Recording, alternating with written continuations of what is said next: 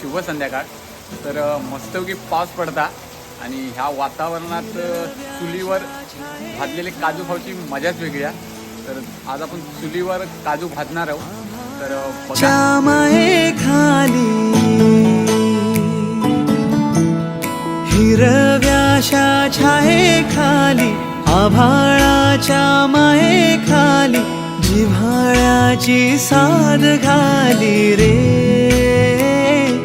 गाव माझं. तर मित्रांनो, बिये खाऊ केव्हा घरात काढलेले एवढे आणि कोकणात मस्तपैकी पावसानं धुमाकूळ घातला ना आणि त्याच्यात असे चुलीवर बिये भाजून खाऊची मजाच वेगळी आहे.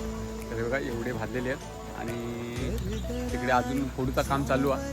तर नक्कीच कमेंट करून सांगा की तुम्ही पण असे पावसात बिये भाजून खाल्लास काय. तर आता मी जरा आस्वाद घेते.